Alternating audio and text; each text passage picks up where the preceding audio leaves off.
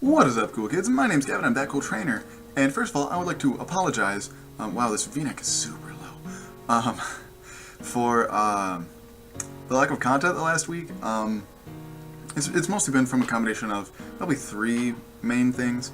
The biggest one is, last week was just especially the latter part, was just really bad for me personally, just a lot of life things, that are just generally quite bad. A person from my high school committed suicide last week, so that was not an enjoyable time for anybody. Especially because like my hometown is very, very small. I graduated high school with 38 people, and this person was 16. So yeah, that's never a good time. So that put me in a pretty big funk. And then over the weekend, I was camping and doing a lot of geology field work. I found some cool fossils, which is pretty sweet. So that obviously, I'm camping, 2 to 3-ish hours away. So I was unable to be at my computer and edit, render, upload, whatever stuff, videos. And then kind of just a lack of motivation lately. I don't really know what it's from. Actually, that's not entirely true. I would say part of it, at least, is I think I bulk recorded too much, and now I'm just kind of like, well, I'm really ahead on things, like more ahead than I wanted to be. And I don't know, it's just lack of motivation, but we're coming in strong, coming in hot, and regular content should be back up starting today. I'm going to upload something else later today. And I decided I was trying to do 6 uploads a week with 3 episodes of the Cool Lock, 3 episodes of the Bender Lock, and I think I only was able to do that for like 2 weeks. So I think I'm going to cut it back to 2 episodes of each a week. But the Cool Lock's basically done. I think we have maybe 4 more episodes. So we're very, very close. So anyway, now that all that logistical stuff is out of the way, oh yeah, and it'll probably be Bender Lock Monday, Thursday, and Cool Lock Tuesday, Friday, tentatively. Don't quote me on that. That's just what I'm feeling at the moment. Now I want to get into the real stuff of this video, which is talking about some of the competitive things that Pokemon has put out in the last couple of days. So I didn't get a chance to, since they put it out mostly over the weekend, and I think some news yesterday as well. So let's switch over to Showdown here. And so we'll go to Team Builder, we'll do 2018. So VGC, they announced the rules for VGC 2018. And as I understand it, they are basically National Dex is allowed, any item is allowed. And I think the only Pokemon you can't have are the typical, box art legendaries, along with like Mewtwo, Arceus, and any mythical Pokemon. So that excludes Pokemon like Mew, Keldeo, all the base 100, like Pixie Pokemon. But other than that, legendaries are allowed, such as like Heatran, Zapdos, and stuff like that, along with Megas. Something else real quick that I forgot to talk about until I was editing. It said explicitly that, well, yes, the entire National Dex is allowed. It still has to have the, like, Alolan, like, black plus sign thing, which to me says that we're going to be getting a lot of legendaries in Ultra and Ultra Moon, which, kind of makes sense. That's how they've usually done it, is that you can get more, like, legendaries not from that region, in like the second version of a game, because you saw it in Platinum. You sort of saw it in Emerald, not as much. You saw it in Black 2, White 2, that you could get like Cresselia. I'm pretty sure you could get Heatran. And then in Oris, obviously, legendaries were everywhere post game. But so that to me says you'll be able to get like Zapdos or like the birds. You'll be able to get Entei and Raikou. Stuff like that, all in the game itself, to be usable in VGC 2018. That's what that says to me. So, just really quickly off the top of my head, I come up with a couple really big winners, and some of this is tentative around how good the move tutors in Ultra Sun and Ultra Moon are. Because if they don't have any kind of move tutor, like they did in Aurus, I think it's going to change the meta significantly than what I think they're going to do, but I think they're still going to have a good amount of move tutors.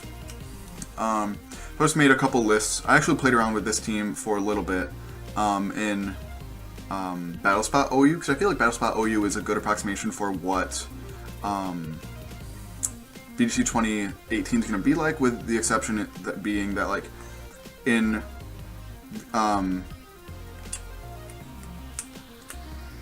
OU and in Battlespot OU you can use like Mew, Jirachi, and all those, as well as they have access to the same move tutors that they have always had. So VGC 2018 you might not. So first I'm gonna go through this. As soon as I saw any item is allowed, immediately I thought Mega Salamence is going to be top 3 or 4 most used Pokemon in VGC 2018. Part of that is because Flying Stab is so spammable. There's only 3 types that resist flying, and they're Electric, Steel, and Rock. And while they're not, Electric is super common. Rock and Steel are pretty common. I wouldn't say they're I'd say they're between common and uncommon. They're a lot more common now, considering like Celesteela is around. But Flying Stab is really, really spammable. And if Mega Salamence gets Hyper Voice as a move tutor, easily going to be probably 2 or 1 on usage in VGC 2018. Just because all you can do is, send it in, gets the Intimidate off, its defense is 130, its speed is 120, and then its attack is not crazy for a Mega, but still really good. Its special attack is more than enough to, especially when boosted with Aerolate. Hyper Voice is going to destroy everything. It breaks through, or it bypasses subs, so Sub Bulu is going to be basically non-existent. Dragon Stab, while not as good as Flying Stab, still pretty good, still pretty spammable. It's only resisted by 1 type, but with fairies being as common as they are, you might not see it as often. It gets Flamethrower, it can get Hydro Pump. Its special coverage isn't great, but between Flamethrower, Hyper Voice, and Dragon Pulse, you're pretty much covered. As well as you can run it mixed with Earthquake as well. So I think Mega Salamence is easily going to be one of the best Pokemon in VGC 2018. Then I moved on to this little combination here, Bulu Heatran, which is, I think Heatran is also going to be at least top 10, if not top 5 in usage, because, especially paired with Bulu, I think it would be rare to see a Heatran without Bulu, just because Grassy Terrain and Heatran are best friends, because it takes Heatran's 4 times ground weakness to Earthquake and turns into a 2 times weakness. So if it's Bulu Heatran out against Garchomp something else, if I were that Garchomp, I would be afraid of that combination, because you can Poison Jab and kill the Bulu, or you can Earthquake and not kill the Heatran, and then risk the burn on your Garchomp, which is going to destroy it, or risk the Wood Hammer on Bulu. The only thing that would kind of scare Heatran is Ground EMZ Earthquake, because that's not affected by Grassy Terrain at all. But I definitely think Heatran's can be great, just because it can wall stuff with, Toxic, Sub, Protect, Lava, maybe not Lava King, Heat Wave to fish for burns. What is Heat Wave's burn chance? Where is Heat Wave? 10. That's still pretty good though. Or Flash Cannon to hit some fairies. Mega Charizard X I could see being pretty well used, and this thing, especially when Grassy Terrain is up, this thing eats Mega Charizard X alive. Especially with Earth Power, because Earth Power does not get the nerf with Grassy Terrain. And Bulu and Heatran just, Heatran gets a lot of buff from Bulu, but Bulu also benefits as well, because its biggest thing is poison. Heatran's immune. It's weak to fire, Heatran's immune. It's weak to ice, Heatran quad resists. So these two are, I doubt you'll see Heatran without Bulu. You might see Bulu without Heatran. Just because Bulu is really good by itself. But then, I was thinking, how might this change Bulu's usage? And I think instead of going for an all-out attacking Bulu, if you see Bulu Heatran, personally, I would run it as a support Bulu with like Horn Leech, Leech Seed, Taunt, and Protect. Where's Protect? Down, right there it is. And then maybe give it a Terrain Extender. I think Terrain Extender Bulu with Heatran is a great combination. You could argue that it might not be as good in doubles just because the chances of your opponent having a Tapu is really good as well. But it's definitely an option. I don't think it'll be unseen. I don't think it'll be super common, but I think this could be a decent set. Maybe run Toxic instead of Leech Seed because you're going to get good recovery back between Horn Leech and Grassy Terrain anyway. But yeah, I think these two are match made in heaven, frankly. I'm going to go to Rotom Wash. Rotom Wash is good in every single format that it's in. It's bulky, it's immune to ground, which is a godsend in VGC. It burns things, it paralyzes things. Water Stab is really good, but there's not that many bulky waters in VGC 2017. There's basically Milotic, Finny, well, let's look.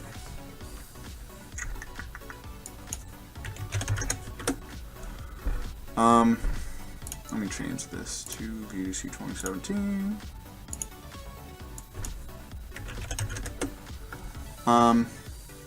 Slowbro is a bulky water along with Slowking. Basically, there's no good common ones besides Finny and Milotic. Because nothing else here is crazy good. You never see Toxapex in VGC. You rarely see Wishy-Washy. Primarina can be okay. I've seen some good Wombo combos with that, with like Grass Pledge and Water Pledge. With like that's another conversation. That's a different strat. Anyway, I'm really rambly. Gastrodon is another bulky one, but there's maybe three to four good bulky water types in VGC 2017. I think Rotom Wash would make a really great addition to that because no other one, I don't believe, can paralyze. Yeah, I don't believe that can paralyze. But I think just the way the meta is going to look, I think Rotom Wash is going to look pretty good in VGC 2018. Then we get to this guy, Aegislash. I think I hate this Pokemon so much, but something that you're going to have to deal with it. I would be surprised if this wasn't top 10 usage in VGC. King Shield is a great move. You can run it, Autotomize, King Shield, Shadow Sneak. But Autotomize don't need Shadow Sneak. Shadow Claw, Iron Head. That'd be a great set. You can run it bulky with Toxic, Sub. Pursuit's an interesting option because Pursuit, there's a lot of switching in VGC, and regardless of who you target with Pursuit, say you target the left side, if the right side switches out, it then attacks the right side. So Pursuit's an interesting option that I think should be used more in VGC. I don't really know why it's not. Aegislash, if weakness policy Aegislash wins 8 games out of 10 that it's brought to, so I'd be shocked if you don't see that. And then another Mega that I think is going to do super well is Mega Sceptile, just because Electric type is really good in pretty much any format, but VGC especially. And because it gets Lightning Rod, and it's already base 145 speed, this thing's going to just wreck lives with, maybe Dragon Pulse.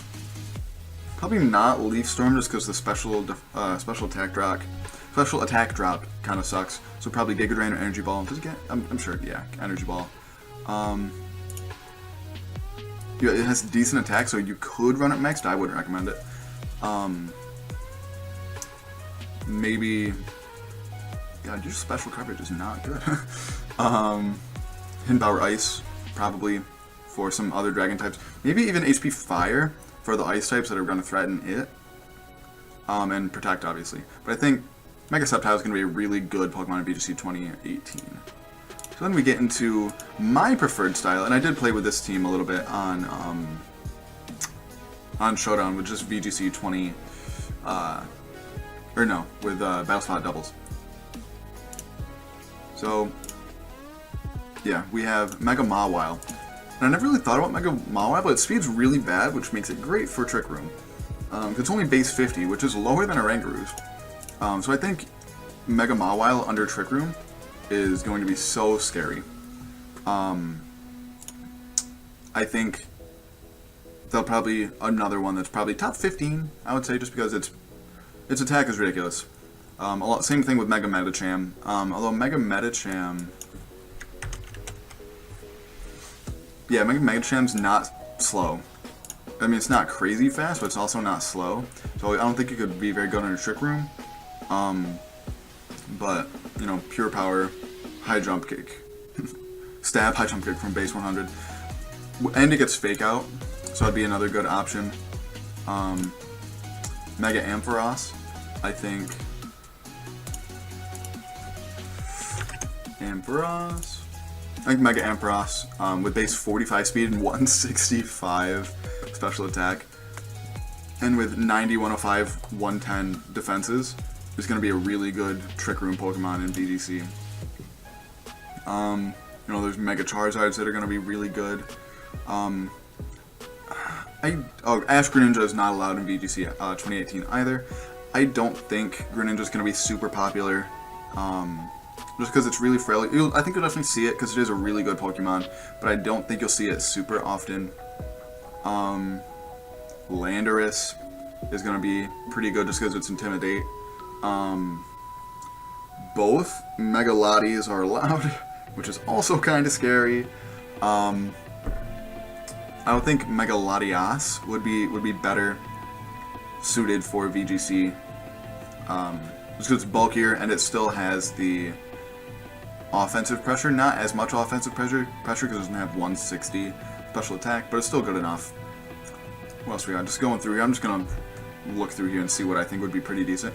Like I said, flying. Like I said, Mega Salamence, Flying Stab is really good. So I think Mega Pinsir could be pretty decent as well. It has higher attack than Mega Salamence, which is interesting. I never realized that before. Mega Sableye, probably not. Mega Scizor could be really good in VGC if you have good protection against fire. I think that could be really good. Rain teams and Mega Swampert are just going to be ridiculous. Basically, VGC 2018 is going to function a lot like Battle Spot doubles currently. Like I said at the beginning, it's all going to depend on what things get for move tutors. Also, something else that I forgot to mention. Let's take a look at what did I forget? What did I forget? Oh yeah. I'm assuming, since, you know, we know what their hidden abilities are going to be, that the stars are going to be able to get their hidden ability at some point in Sun Moon, or Ultra Moon, maybe they'll make it an event or something, but once Incineroar gets Intimidate, I think it will be better than Arcanine, or at least on par with Arcanine, because its attack is better, its bulk is similar. The only thing that Arcanine has better for it is that it can be special better, and it's faster. But Incineroar has really good stab in Dark type. It can also boost to be special with Nasty Plot, or physical with Swords Dance. Arcanine gets neither. You can also run it bulky with Bulk Up. It gets, in my opinion, better coverage. Do you get Wild Charge? No. But you get Ghost coverage, which is pretty good. Leech Life for recovery, as well as Fake Out, which is huge. Fake Out pressure is huge. So an Intimidate Fake Out user would be super, super helpful on many, many teams in VGC 2018, or really any doubles team, really. So So that's another thing I just forgot to talk about. It's something I want to talk about. And back to your regularly scheduled programming. And then one more thing that I completely forgot about until just now is that they also put out something weird with Rotom, in that there's now the possibility of using more than one Z moves a game. Personally, I hate that. I'm not a giant fan of Z moves anyway. I use them because they're helpful. I don't like the whole idea of it. Like I said, I do it because I think they're useful. But, you know, I would be glad if they were taken away, which is the complete opposite of what happened. I interpret it as you can use the same Z move twice in a battle. Not, you know, you have Steelium Z Excadrill, and it can use that, or you have Groundium Z Garchomp, and it can use that. I think you'd be able to use the same Z move on the same Pokemon twice. That's how I interpret it, and I think that means I would be shocked if you see a Garchomp without Z move, or without Groundium Z. What else? Groundium Z, Landorus, Therian is also probably going to be a thing. I think all the, not funny, but Bulu, Coco, and Lele. Them all holding Z crystals is also pretty common. I think it's going to be even more common if you can do it twice.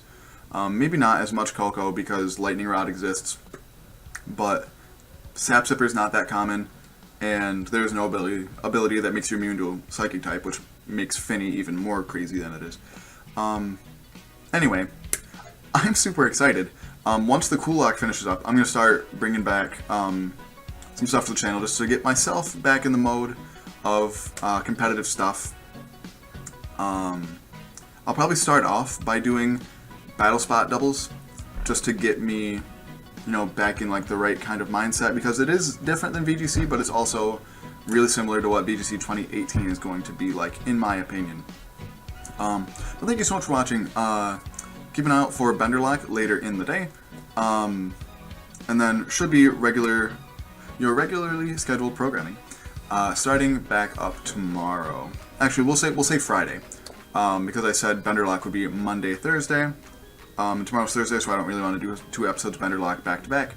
So we'll do Benderlock today, Cool Lock Friday, and then we'll go from there. I'll probably have maybe just like a random video up this weekend, just because this weekend's my school's fall break, and I'm on duty for it, so I have to be here anyway. I can't go home. So I'm basically going to be at my college by myself with nothing better to do than record a poop ton of videos, which is good for you guys. So thank you so much for watching. If you enjoyed this video as much as I did, please like and or subscribe. Let me know down in the comments below what you think about VGC 2018, if you're at all interested in that, as well as the Z-move thing. And I know Solgaleo and Lunala got some signature Z-moves as well. If you want, I didn't talk about those, but if you want to talk about them down in the comments below, feel free. I'll be there. What did I say? Like and or subscribe. Follow me on Twitter and Twitch at ThatCoolTrainer. And until next time, smile later.